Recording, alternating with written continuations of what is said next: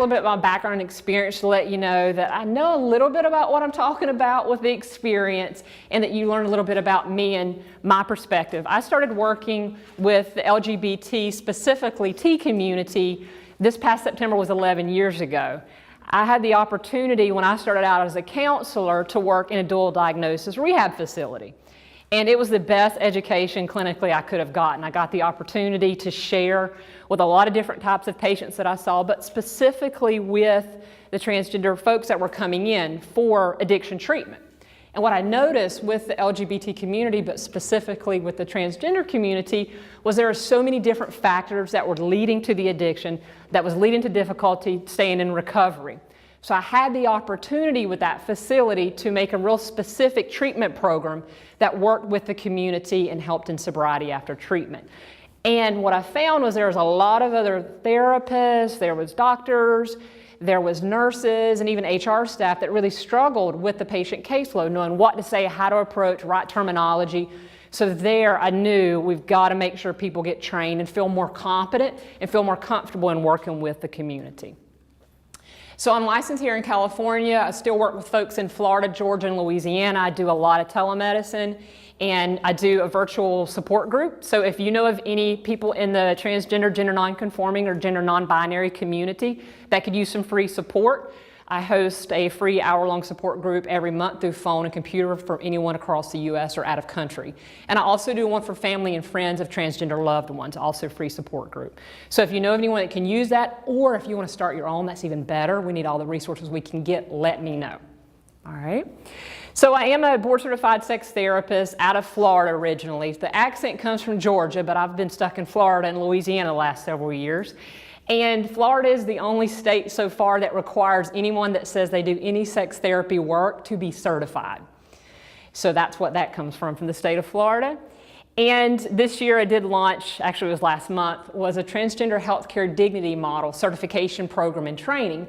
And what it does is it trains healthcare providers, doctors, nurses, folks in the labs, folks in HR, therapists, social workers, behavioral health providers, how to care for the transgender community from a dignity perspective. So it's a very specific training and a certification that goes along with that. And then this coming January, I have a book that's coming out. It's called Finding Your True Self. And that comes from the space of helping transgender folks align their physical self with their sexual self, with their emotional self. Okay, so there's a whole person approach. And for my work with the community, that'll be coming out pretty soon. Any questions about my background and experience that I'm bringing here today? I want to just check in. How did you get interested in this population? Well, my work started back at the rehab facility. I found that I just had a natural love for helping people that were so extremely misunderstood. And I found a great comfort level in it because no one just in the facility I was working in really realized that there is this dual stigma. There's not just the idea of having to get clean and sober. I've got to go be clean and sober and figure out how am I going to have a relationship, how am I going to be sexual, how am I going to go out and not have to go in the bar scene. So what I found is that there's ways to approach and work with the community that was really dear to my heart. And so it really became my mission to try to train as many people as I could to work better with this community, because we need providers, we need resources, and people need help. Which is why I'm sure all of y'all are here today. It's how can I learn more? How can I help more? How can I go and spread the word a little bit more and bring more awareness? Not just this community here in Orange County, but throughout. So I appreciate your willingness to be here. Okay. So I also put on here, if you want to receive some more information, I was sharing with MJ a little bit earlier today and Linda that I do several free webinars that are launching in first quarter of next year. So if you want some more training, more in depth on that, you can jump on my email list and you can just text me. You just send a text to this number and write the word gender. It'll give you a chance to put your email in and I'll sign you up and let you know for some of the free webinars that's coming up. It's more specific work such as assessing for hormone replacement therapy, assessing for gender affirming surgeries, what goes into referrals and what goes into resources. Yes? Would you be good enough to read those 6s and 8s? My vision is somebody. That's okay, I get it. 6, 6, 8, 6, 6. Okay, sure. All right, y'all, so the objectives and what brings you here today, we're going to talk about some of those differences in what's assigned at birth versus gender identity versus gender expression versus sexual identity versus romantic attraction. Yes, we all fall on different parts of the spectrum for each of these identities. The next thing we're going to talk about is the issues and barriers that this community faces when they seek clinical care, and then some effective clinical approaches that you may want to try, as well as some of y'all already out there doing really great work with the community, so you may want to share some of the best practices you have as well before we're done. So I want you to think about what word comes to mind, what thoughts, what images come to mind when you hear the word transgender. Y'all don't hold back. We're all being honest. What comes to mind? You sure? A client I had that was transgendered and so misunderstood in treatment. Okay. So a client that you had that was in treatment that was very misunderstood. I think misunderstood is the key word. What else comes to mind? Confusion. Confusion, yes. What else? Mental illness. Mental illness, yes. And this doesn't even have to be ways you see things. It can be ways that maybe the people you work with see things, or people you know, or your community, or your family. What other words come to mind? Shame. Shame, yes. Somebody in transition. Somebody in transition, right. Transition. Lost. Friends, like close friends that are transgender, and they are, even after 10 years of starting the process, they're kind of floating around trying to figure out what's next. Lost, trying to figure out what's next, just kind of floating around, yes. Lack of a sense of community. Yes, a lack of a sense of community. That's a really good one. Stigma. Stigma. Very huge role here. Absolutely, fear. And stigma, especially those folks that are trying to get sober, right? You got that dual stigma. I'm not just here, I'm in recovery. I'm also identifying as transgender, and this is who I am as a person, right? So stigma, there's fear. Fear is huge. What else? Prejudice. Oh my Lord, yes. What? Sexual fluidity. Sexual fluidity, okay. All right. Any others? Okay. So, and I'm sure y'all have a lot of the words, terms, or thoughts that y'all have heard people that were not very nice say about the transgender community. We know that, right? Okay. So there's a lot of different things that can come to mind. And what I want you to think of when I use a term just today in our talk as transgender, I'm using this blanket word, this umbrella term, and we'll refer to that in a couple moments, but all different identities that are underneath that, okay? So I'm not talking about one specific person, I'm talking about the ideas of gender identity, okay? So let's talk about the differences. Every single one of y'all in this room and every single person you come into contact with every day has a sexual identity, they have gender expression, they have a gender identity, they have a romantic attraction or identity, and they have what they were assigned at birth, okay? So let's talk about the differences, and then we're going to go to a great image that I'll share with you, and you can take and use as resources for your clients. And I gave a sample of what someone used for theirs. And again, we don't have handouts for the PowerPoint, but if you want to shoot me an email, I'll send it to you so you can jump on those links a little bit quicker, okay? So sex assigned at birth, pretty obvious.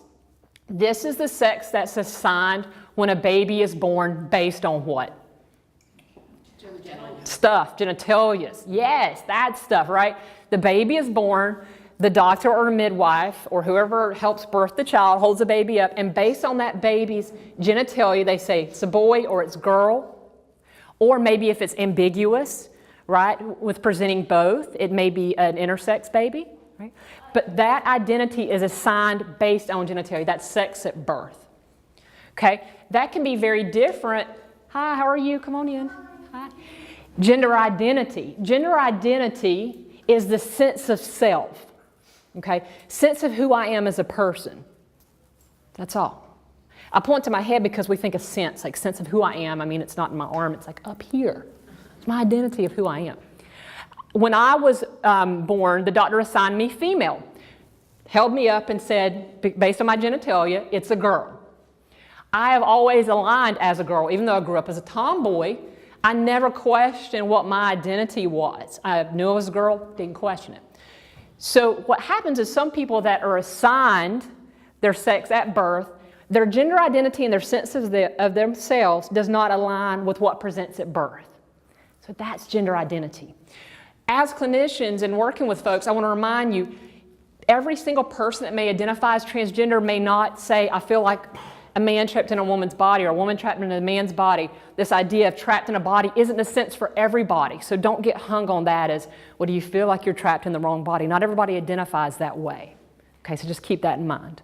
So we got gender identity, sex assigned at birth. I do this because I'm talking about genitalia, even though it's also made up, of chromosomes, hormones, different things like that.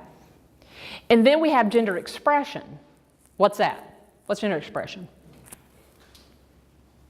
How you present yourself to the world. Yes, that's it. What we see on the outside, right? Today, I got some heels on, I got earrings, I'm looking a little feminine. But at home, especially when I'm digging in the dirt, hair back, very masculine, right?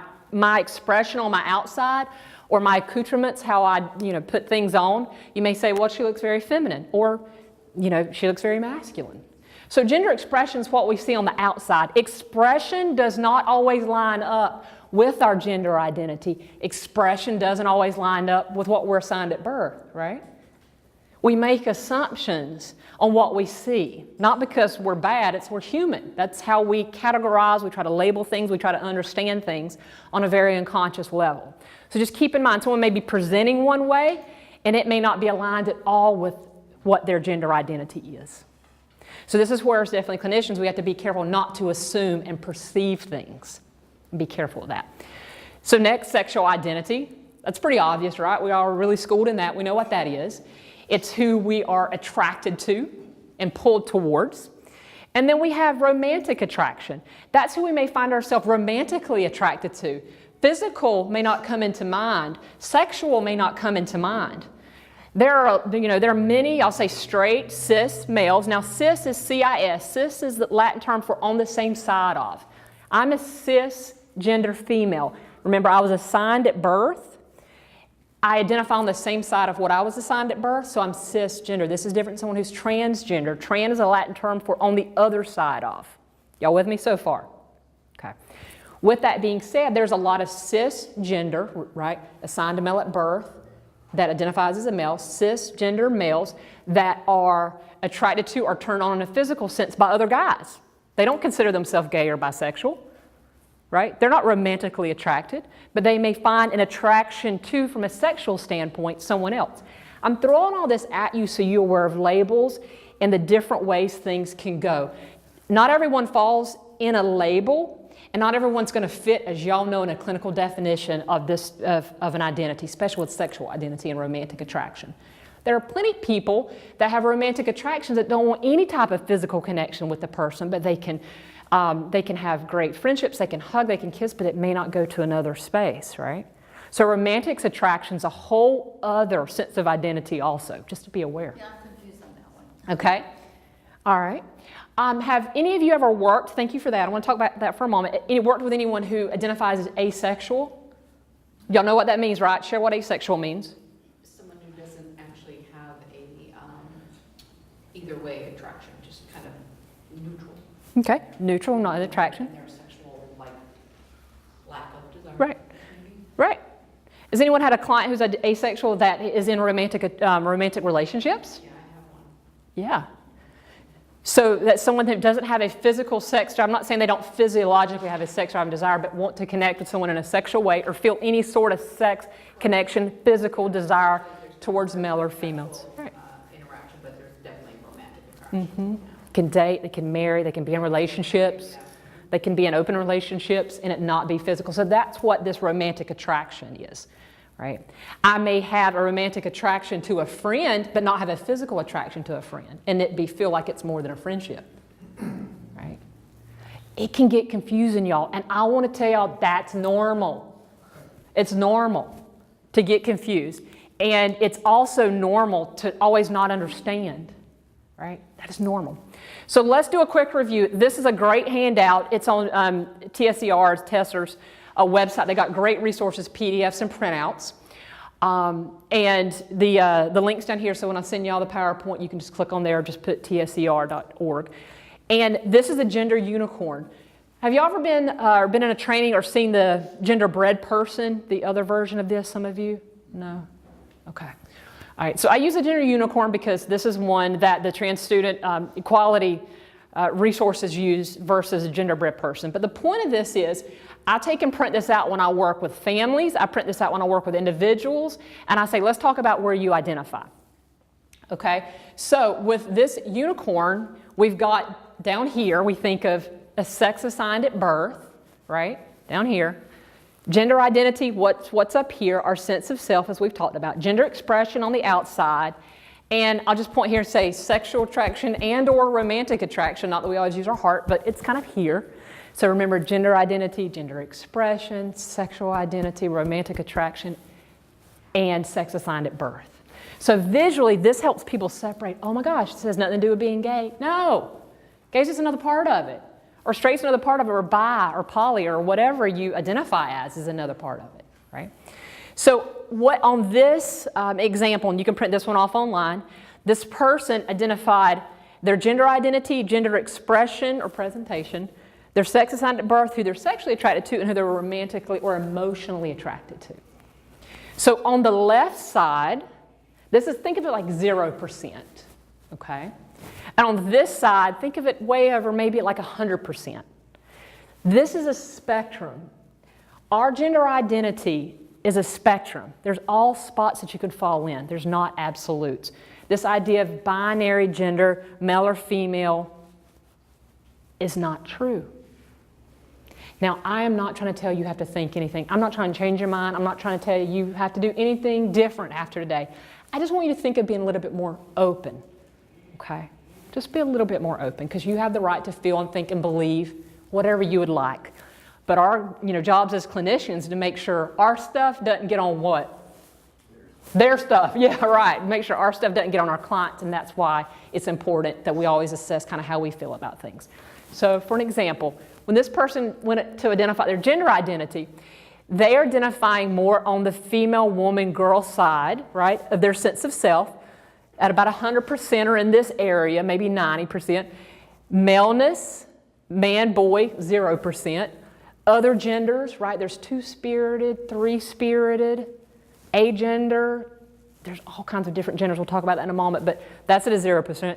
Their gender expression, they identify a little bit closer on the maybe 70% side. Now remember, I'm just using these stats to help you wrap your head around it. It's not numbered.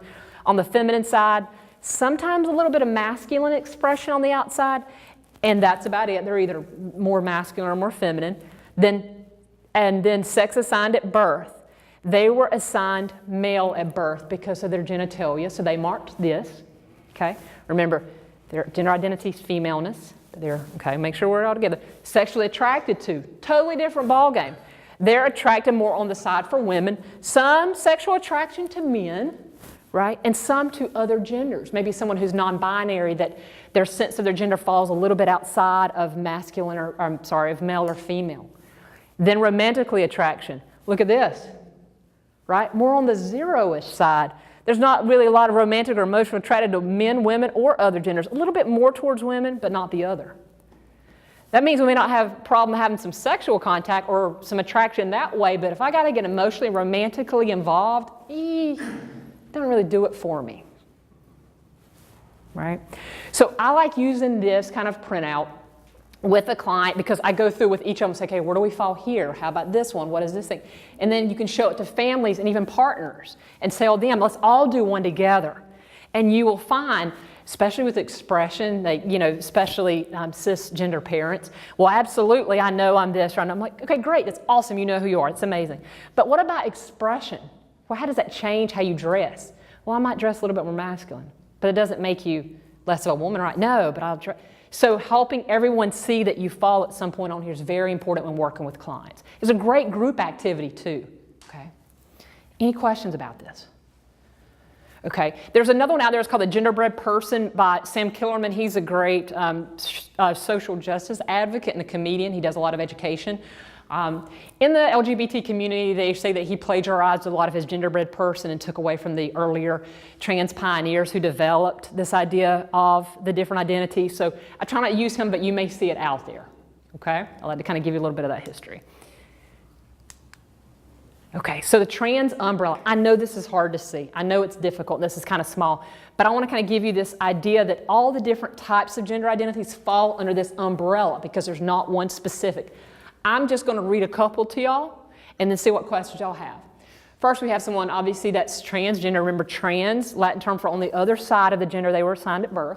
Kind of an obvious one. Transfeminine, transmasculine, someone who identifies more female than male or more male than female. And this is an identity that some people will say. They're like, I'm not transgender, I'm identifying as transmasculine or transfeminine. Okay. The next one right here, trans man, trans woman, someone who has female, who was female at birth but identifies as male, and vice versa for a trans woman. Now, some people get offended by using the term trans and not transgender. Some people get offended by saying transgender people. A lot of people get offended by saying transgendered with the ED at the end. Here's my point. There's always someone who's going to be offended, right? Right? I mean, we know that. And as we were chatting earlier, terminologies, acronym, alphabet soup, there's always changing because we're discovering more about ourselves. We're discovering new terms. People are identifying different ways. So don't beat yourself up for not always knowing. Just try to do the best you can and try to come from a place to hurt as less as possible. That's all you can do. And if you screw up and say something wrong, hey, you know what, I'm sorry. Can teach me and tell me how you would like me to address it. Right? Coming from a place of humility always helps, especially when you mess up. And I've messed up on many occasions, and I've been doing this work for a long time.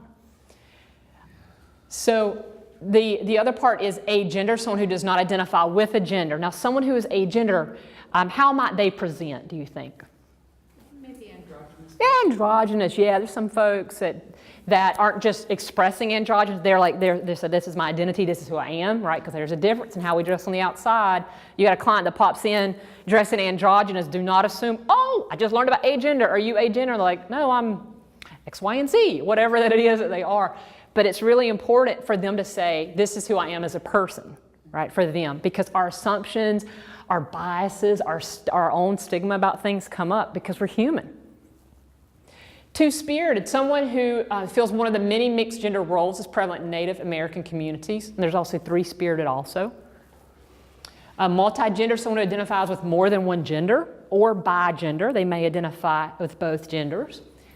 Gender fluid, someone whose gender changes. That means it evolves, it changes, and that's who they are, and it best fits where they're at. Gender queer, someone who does not identify within the gender binary. That means, well, two things about queer and gender queer. So they don't fall into the binary male or female, right? It's not that it changes, but they may present differently, or they just may say, I'm something outside, let's just say the binary male-female. Now, some people will use the term queer, right? And you hear queer. In the past, we know it was really derogatory, right? You never said that word. That was like a really bad word. And now what's happened over time is the community's come back and embraced it and said, no, this is our word, this is who we are, it's how I'm identifying. Yes? So where did this terminology, how did that develop, and how long ago did it come about? That's a great question. I can't tell you exactly when it developed or how long. I know we have, back to the earliest, I just went blank, earliest time of knowing that people were transgender and that people obviously had to hide and that type of thing. But the terminology evolves as we get more education, as we get more advocacy, and as we give more of an opportunity and platform to talk about it.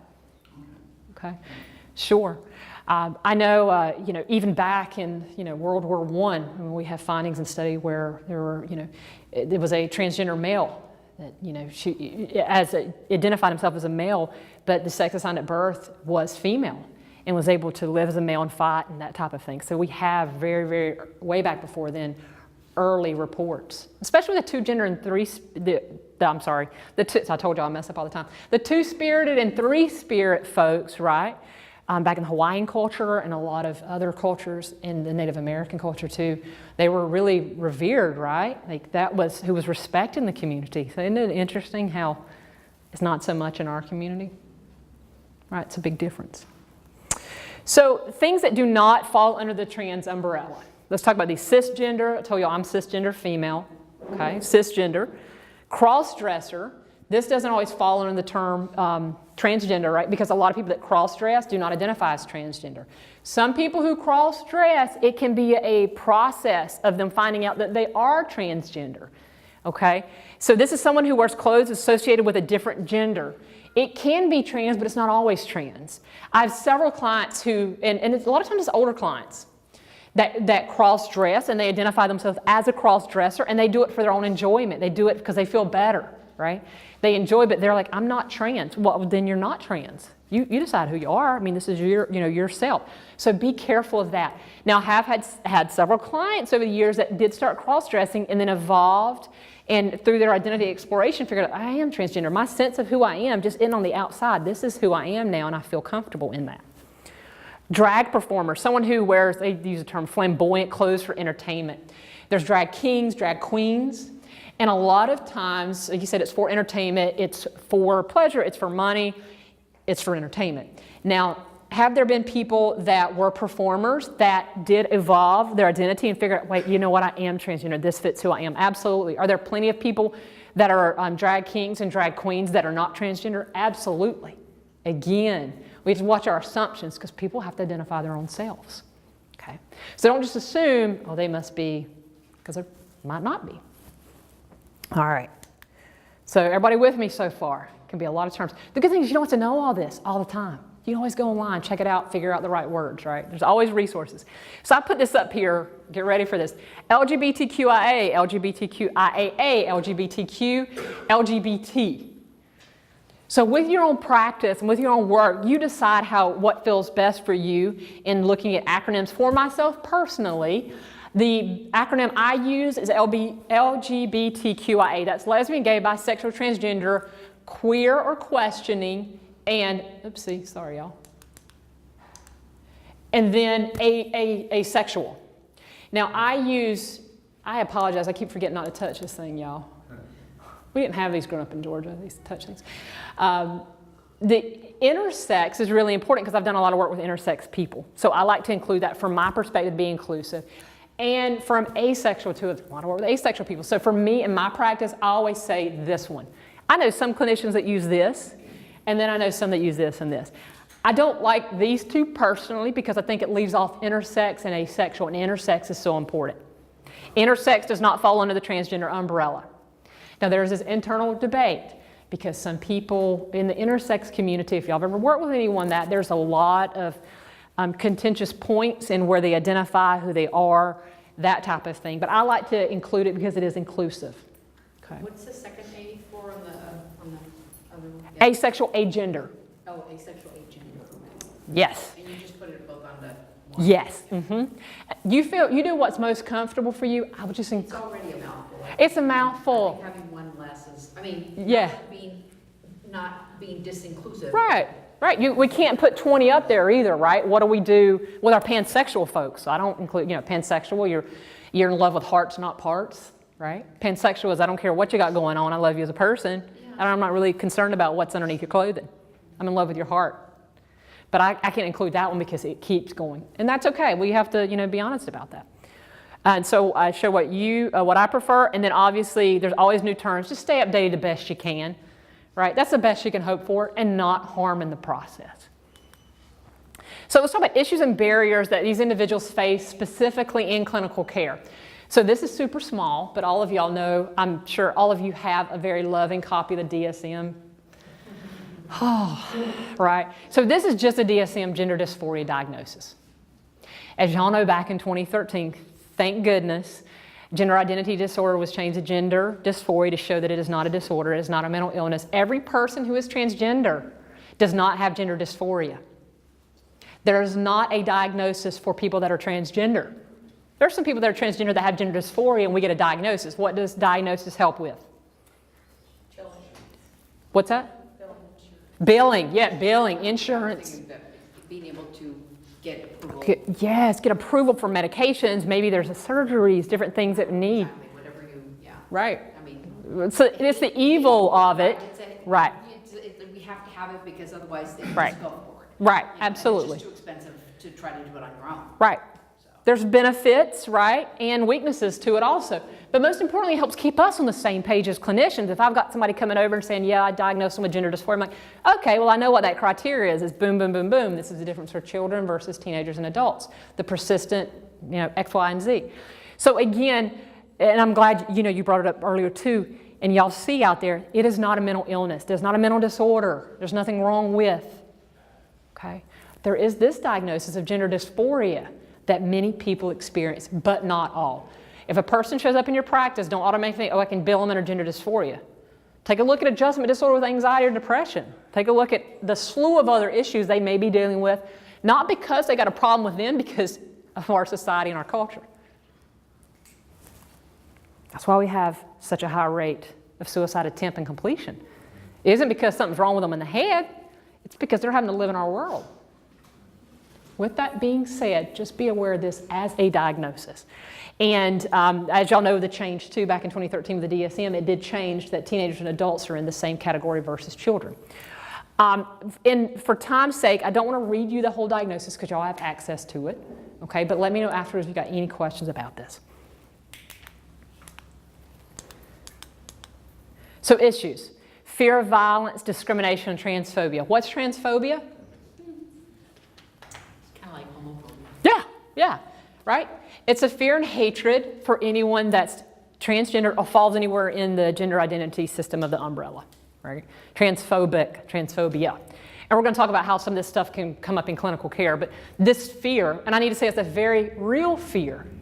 It's not like a paranoia. I mean, that's out there. I mean, we see it all the time.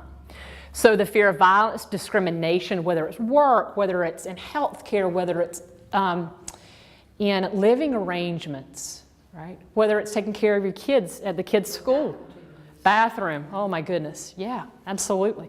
So they may be presenting with these issues. So these are important to assess when you're working a patient. Where do they fall on this line? Are they facing this? What has their past experience been? Trauma. What kind of trauma might a person who is transgender experience, or maybe have had experience? Physical, yeah. Emotional. Sexual, yes. Yeah, absolutely. So there's a lot of trauma. How many of y'all work from a trauma standpoint or do trauma work with y'all's folks? Anyone in here do a couple folks? Okay, good. I'm glad you're out there because I don't do a lot of trauma work. It's just not my area, so I don't touch it. So I'm glad there's folks that are there to work with the transgender community that do work with trauma. That's a great referral resource. If this comes up and you don't have trauma training, if you don't feel like it's your cup of tea, always have somebody you work with to refer them out to do trauma work, or look at a referral in general for another counselor, because it's so important that trauma work is done right? Okay. Grief. Loss of family, friends, school, career, religion, spirituality. Sorry, I left that one off. A lot of grief. This is probably the most work that I do with individuals dealing, and we were chatting a little bit before we got started, the loss. Whether it's a parent coming out to a child, whether it's a sibling coming out to the family, whether it's a kid coming out to parents, to grandparents, aunts and uncles, the family members. Working from the grief perspective and going in stages of grief and where people are at is so important to address this. I don't know, I mean, no, I haven't, because I was just thinking if I've ever had a client who did not have some type of grief issue associated with this, and I haven't had one, because everyone's had some type of loss. Okay. Really important to work from this standpoint. Internalized transphobia. What's that, y'all? What could that be? What does that mean? What? Afraid of yourself. Yes. Fear of oneself, afraid of yourself, fear of who you are. Absolutely. This is another extremely common one that I see in majority of clients that I work with. It goes along with that shame and that socialization. It says, I don't belong anywhere. I need to do anything I can to belong somewhere, and how am I going to do that? Right. Absolutely. And that buckles a lot of folks from going to the next step they need to do with acceptance, right? Acceptance of self and who you are. So there's internalized transphobia. It's very real. And it is a really important thing to address with all your clients. And breaking through that and working on acceptance there helps heal some of the shame. It helps heal some of the body image. It helps heal some of the connections. Low self-esteem, self-image, confidence. I'm going through this kind of quickly. Y'all know this isn't easy stuff. And it'd be great if we could just wave that magic wand and fix it, but the body image and self-esteem can be enough to buckle a person for a very long time dealing with this. Body image, coming out of family, friends, school, work, community, really important. Changing name, driver's license, social security, birth certificate. And we were talking a little bit before the session started that thank goodness last week California became the first state to give the non-binary option on birth certificates, right? Yay, it's celebration. Right, we cry and we celebrate. We got different things happening, different weeks. Yeah. So that's extremely, no. Today myself, I just Yeah. said that to her. Yeah. Oh, by the way. It's great. It is absolutely great. It's great forward movement. step. Yeah, it is. It is. And to be able to change it on the driver, or not change it, we obviously can already change it, but you can put it, yes. Now you have another choice. It's not just binary anymore. It's amazing. Could you repeat what it actually says now? Male, female, and now it's going to add a non-binary other option. Yep. So this is, if y'all don't have it yet, we'll get there, but on intake forms, making sure you give an other and a blank. That's what I do on the safe side versus listing all the different identities. You can do that if you got space. But knowing that schools, community, government offices, forms, everything's got to be changed. Thank goodness for that, right? If you don't know how to work with folks to get them the right information and letters to change gender markers so that they match, to change birth certificates, social security numbers, that type of thing, reach out to me. I'm going to be a resource. One of the webinars that I've got planned will be how to do that in the right type of letters to give, so we'll have that too. Assistance with letters to carry, work, or school. I'm a little old school with this. I find it helpful. Some of the younger folks I work with are like, I don't need it, but I like it because using a carry letter is really helpful, especially with bathroom issues. And what a carry letter is it's a just simple letter that I write up and I say, this is who this person is. Please treat them in respect to their identity. Their identity is a transgender female. They are required to use all female protocol. Please, thank you. Please, please, please. So they keep this letter on them and keep one in the car, and family keeps one or a partner keeps one. So if there's ever any problem, because maybe their driver's license doesn't match when they get stopped for speeding or they get stopped in a pullover, they can pull it out. Or going into a bathroom, there's a problem. Hey, no, look, stay away. You've got some documentation that maybe is not formal yet for whatever reasons, and that stuff's really expensive to change. So carry letters are really helpful for clients. Yes? Hi, as you were going through the list, I was just thinking, I saw a podcast, and it was a guy named Sam Harris. He's a PhD candidate, I think, at Stanford. And he had a guy named Gavin Becker on it, and he's kind of a specialist in security. And he wrote a book called The Gift of Fear. And I think it was mainly geared for women, but it was just to be careful of your environment, watch where you go, especially when there's so many people that if you reveal part of yourself and they don't like it, you could be in for a lot of trouble. And I would imagine all this stuff is just another layer of something to be concerned about that you might have to hide or not reveal to people. So I would think that's pretty kind of a thin line to walk. Anyway, this was really interesting. He tells his daughters about it. And I forgot the word he uses. Something like you give up your intuition. He was talking about some woman that was later at night and the elevator door opened and there was a guy in there, and he talked about that, and that was a really interesting demonstration of the mental processes that the woman went through and what she did. Because when you're in an elevator, he says you're entrapped in a box. And, you're out of options at that point. Okay. So anyway, well, thank you. Gift of Fear. I'm going to have to check that book out. Thank you for sharing that. And anything you can do to give your client resources is important. Yes? What are the credentials one needs to write that carry letter? Well, you don't really have to have credentials to write a carry letter. There's nothing formal or legal about letters. So as long as you can say that, that you're working with that person and you're trying to help them out, that's all you need. Okay? And carry letters are very informal. Shoot me an email and I'll send you a copy of them if you don't want to wait until I do the free webinar in January. So if you want those earlier, let me know. So social transition, medical transition, and guidance through this process. For time's sake, and this being a real overview, obviously I can't get in detail about social transition. We touched on a little bit with some of the legal name changes and the coming out, but the medical transition part of it too, with surgeries and affirming surgery, with HRT, hormone replacement surgeries, or gender affirming surgeries. There's a whole process of assessment following WPATH guidelines and standards. So that's out there too. I don't have time to cover all that in depth, but I'm happy to chat with you one-on-one or outside of here about that, okay, and give you some resources. Because that's most of the time what folks are coming for. They're wanting to transition, they're needing a medication, they need an assessment, and some doctors do require a letter. Some doctors don't. Some surgeons require a letter, some surgeons don't. So they may come to you and say, I'd like a letter of recommendation so I can be assessed for hormone replacement therapy, and then you've got to write a letter. So there's a lot that goes into that, and if you've got questions about that, let me know. I just can't cover it in detail. Any questions about that?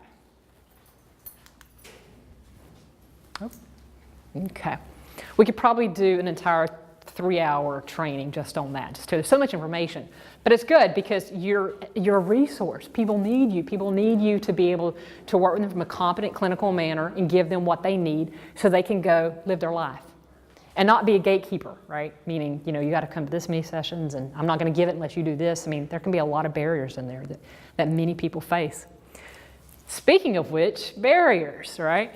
Access to trained and competent counselors, which all of you in here are competent and trained and have some training and some work in the area. So this is one of the biggest things people face, not just from clinical, but then obviously also healthcare, the discrimination that happens when they go to access doctors and healthcare providers. It's really difficult. So they face this. So you go and take what you learn and what you already know and let people know this is what you're doing. It's very important. Unable to pay if it's self-pay and private pay only, or not having insurance coverage, right? California is great in some of their plans. They cover a lot of this, but in most of their states, it's not covered. They won't cover HRT. They won't cover affirming surgeries.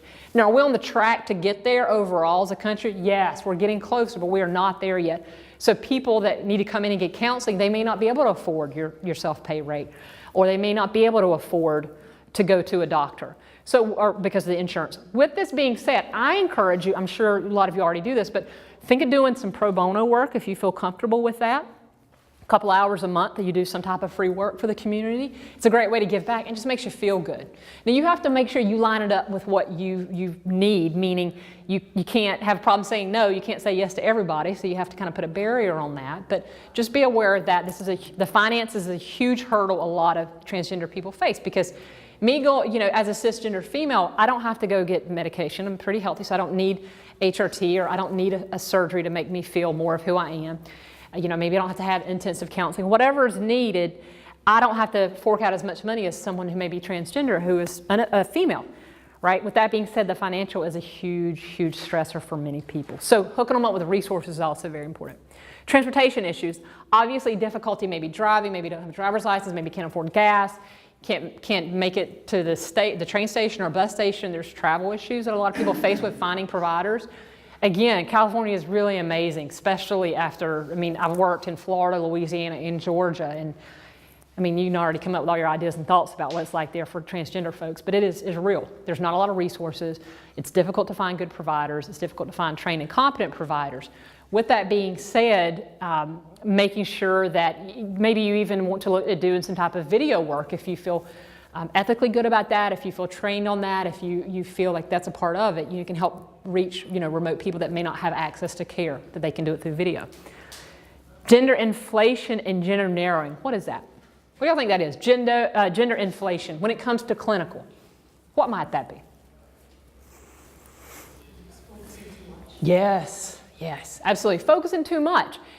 Maybe someone goes into their therapy session and the therapist makes it all about the gender. Well, tell me what's happening here. Are you got to this? Do you have a legal name change? Do you need help with HRT? And they're maybe going in to talk about their body image and self-esteem. And that therapist may want to talk about the gender part the whole time, or make that all about their identity. And it's not, it's just a part. Obviously, gender narrowing's what? Just the opposite. Thank you. I'm the Captain Obvious here. You're right. Absolutely. Making it smaller, minimize it, not making it important, maybe not even asking. Maybe just glossing over it because of comfort level, or because maybe they didn't bring it up. What a great thing to always have in all of your assessments. I don't care what they come in for. Gender identity and sense of self and how they identify needs to be in every single assessment. Having it on intake's the quickest, easiest way to bring it in, because right there they're putting their identity, they're putting their pronouns they use, and they're putting a name they prefer, right? Or not prefer, I apologize, the name they want to be called. Okay, with that being said, counselors as gatekeepers. Have any of you ever worked with a transgender client that has dealt with any clinical or health care that was served as a gatekeeper? Okay. Now, what that is a clinician that has a certain amount of really stringent demands and expectations they need for a client for them to take the next step. Well, you've got to come to me for 6 sessions before I even consider writing you an HRT letter. Well, you've got to do X, Y, and Z and do 1, 2, 3 for me to write this letter. And I'm not saying every person gets a letter the first time they come every time. I'm just saying the clinicians can get caught up in that gatekeeping process.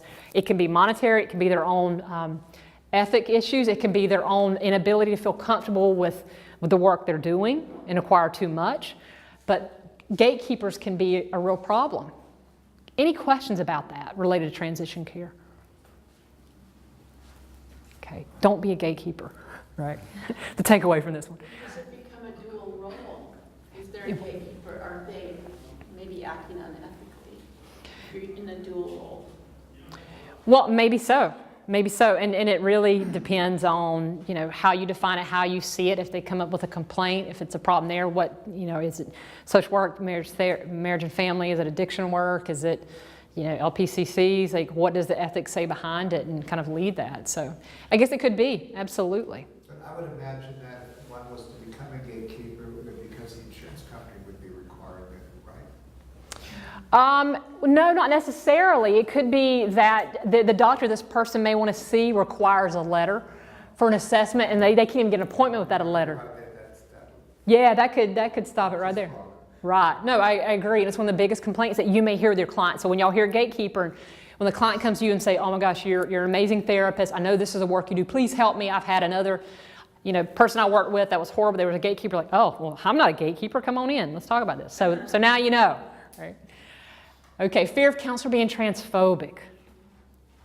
What's an example of something you can do or that you do currently to help show the clients you work with that you're not transphobic? Put that on your list of services, something that you focus in or specialize in. Mm-hmm. Put it on there as a list of services that you specialize in the work you just put it out there. Yeah. What else? Yeah. Maybe not being afraid to ask. Yes. About their Yes. gender, their sexuality. Absolutely. Not being afraid and fearful. And that is so important because y'all know, clients can read us like a book. And I'm like face all over the place. So if I know I have to be aware of my face because I'm looking like this, they're going like, what are you? So not being afraid to just be, hey, tell me, you know, how do you identify? Like I ask every single client how they identify their romantic attraction, how they identify their sexual identity. How do your expression most days? How's your gender identity? So they're just used to it. It's not like if this person asked me, well, you can ask the other 10 people in group. She asked me too. Kind of like what I do with suicidal and homicidal ideations. I just put it in there for everybody. So putting that out there shows, oh, they're asking about this. I bet in the next 1 or 2 sessions they'll start talking about it. They might not talk about it when you ask, but they know it's safe. You've given what? Permission. Permission to talk. What else can you do? What about that little poster you had earlier? Yeah. On the wall so they can see that right away. Yes. Visual things are everything, right? I mean, you walk in, the first thing you see is anything that represents that? Absolutely. Let's go with yes. Yeah, I was just wondering, to what extent would the clients you see present with transgender issues as being why they're there versus, or in addition to, when it's not the presenting issue, but it surfaces in the course of the work you're doing? Oh, that's a good question. Majority of folks seek me out to get connections with transition-related care, right? Hey, I know that you work with this community. Can you help me? I need to see a doctor, or I need help with this. How do I get my driver's license changed? And then I get the calls from the partners or the wives or husbands. Oh my God, this just happened. What do I do? Okay, well, get in here. Let's talk about it and deal with it. So most of the time it's related to that. The clients that present, let's just say those that may present, the last clinical vignette's a great example, so thank you for that. Someone presented with alcohol, anxiety issues, and it took 1 or 2 times. It's like, oh, this is what it is when they started talking about it. That's a good, yeah, absolutely. All right, so previous negative experience with counselors, we already talked about that. They may bring in their own stuff because they're human and think you're going to treat them the same way. So wouldn't it be great when they see you do just the opposite, right? Absolutely. Instant rapport right there when you do the opposite of what they've seen before. So clinical approaches, we're going to go through this pretty quickly. Always ask the client what led them to seek counseling. Do not assume they're in there for gender-related stuff. Okay? Even maybe they put on the intake, I want to talk about gender stuff. Awesome. Okay, we're going to go there, but what brought you in? Why now? Right, so that you show them. We're not just focusing on that gender stuff. We're talking focusing about everything that's affecting you in any kind of negative way in your life. Always ask what they would like to work on today. Do not assume. When they sit down, what do you want to cover today? What do you need from this session? When you're done, what do you want to walk away with? They'll say, well, I want to talk about this specific thing today. Okay, then you can move everything else to the side and focus on that. Next, near the end of the session, ask them to create their counseling goals. What they want to get out of the process. If you run so tight on time and you don't get to go over goals, send them a follow-up email if it's okay to email them. Hey, we didn't get to cover goals. Please send me some goals you want to have. That way you have it in your record. They're putting down in there, I want to look at this in the future or that in the future, that you've got it there. Counseling, I'm very goal-focused, but it needs to have direction so that they feel like they're getting what they need out of that session. Assessments for transition-related care. We can't go into the details of that, but doing a specific and really thorough assessment so they can get if it's an assessment for medication or for gender-affirming surgery in the future. Make sure you have inclusive intake forms and paperwork. Make sure you have inclusive forms. If you don't want to list out all the identities, just put gender identity blank. That's what I do. I put name blank. I put legal name blank. I put pronouns, okay? So they know to put what pronouns they want to use, okay? One of the things too that I know has happened, and I might be a little late to the game even though I'm kind of in the game, the last couple of months hearing more people speak out about not using preferred pronouns, not saying, well, what pronouns do you prefer? Like I always thought it was really nice, and what would you like me to say? What would, like, no, you do not prefer. This is who I am. I don't ask you as assistant, just cis female, what do you prefer? I'm like, oh, it's true. So just say, what pronouns do you use? I use she and her. So if you've got preferred on your forms or in your work, just to be more inclusive, strike it. Are you going to offend someone? Probably not. But just so you know, that's kind of the direction it's going. So differences in addiction-specific counseling, high risk for suicide attempts and completions, dual stigma, we talked about that. Partners and family issues, children, religious guilt, confidentiality, sober socializing. Once a transgender person gets sober, how do we deal with environments? And sober sex. How in the heck can we even deal with sex now that I'm not using something? So just y'all folks that work in addiction, keep these in mind that you want to assess each of these with your transgender clients. Sure, could you assess these in all clients? Absolutely, but there are specific things with this population that need to be assessed. Clinical approaches, any of these work. CBT, REBT, person-centered, family systems, EMDR, especially with trauma stuff, eclectic or integrative, group therapy, and support group. Any of these approaches that you feel most comfortable with can work well. Are there other approaches and theories that work? Yes. I just kind of go to my favorite. So whatever you're doing, I'm sure is fine, but no, there's different ones you can work with. So avoid these. Don't assume the client is coming to see you for gender identity. Don't assume the client made a choice about their identity. Don't assume they have a mental illness because they're transgender. Don't ask about their preferred pronouns. Don't assume the client's sexual identity.